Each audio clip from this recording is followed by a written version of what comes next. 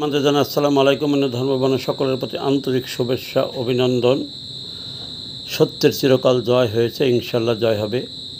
সাধারণ মানুষের চোখের পানির দোয়া সৃষ্টিকর্তা মনে হয় কবুল করেছে। অলিয়া উলিয়া গাউস কুতুব পীর মাশায়েখের বাংলাদেশকে আল্লাহ মনে হয় হেফাজত করবে।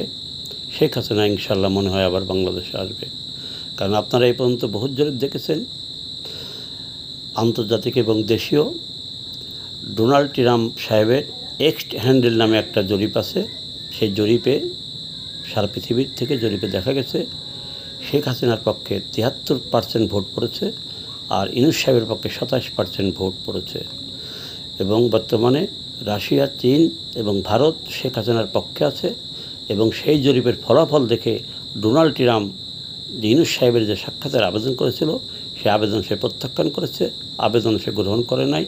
তাই শফিক সাহেব একটা ছলনার আশ্রয় নিয়ে অন্য দেশের প্রেসিডেন্টের সাথে সাক্ষাৎ হয়েছিল, সেই ছবি এর সাথে অ্যাড করে দিয়েছে, অ্যাড করে দিয়ে প্রচার করছে।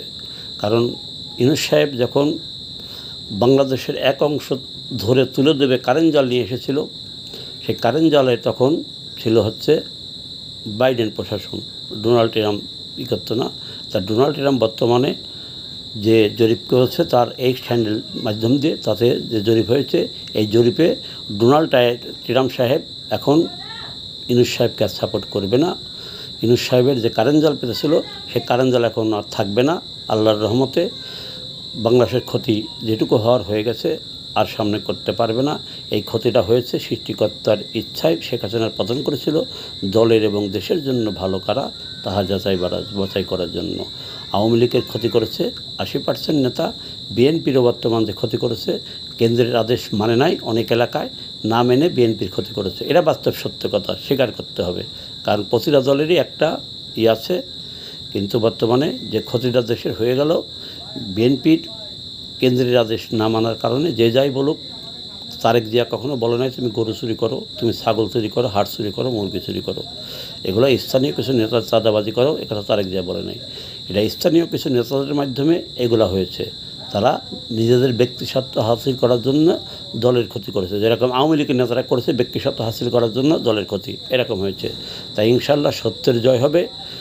ইনশাল্লাহ শেখ হাসিনা আবার আসবে, তাতে কোনো আর সন্দেহ নাই। রাশিয়া, চীন, ভারত এবং আরও ভালো ভালো দেশ শেখ হাসিনার পক্ষে আছে। ইনশাল্লাহ ডোনাল্ড ট্রাম্প সাহেব আর শেখ হাসিনার বিপক্ষে যাবে না। যে জরিপ হয়েছে, এই জরিপের ফলাফল অনুযায়ী তিনি এখন শেখ হাসিনাকে সাপোর্ট করবে। ইনশাল্লাহ শেখ হাসিনা আবার বাংলাদেশে আসবে, তাতে কোনো সন্দেহ নাই। সাধারণ মানুষের চোখের পানির দোয়ায় এবং সৃষ্টিকর্তার ইচ্ছায় ইনশাল্লাহ শেখ হাসিনা আবার বাংলাদেশে আসবে। আর কোনো সমস্যা ইনশাল্লাহ নাই।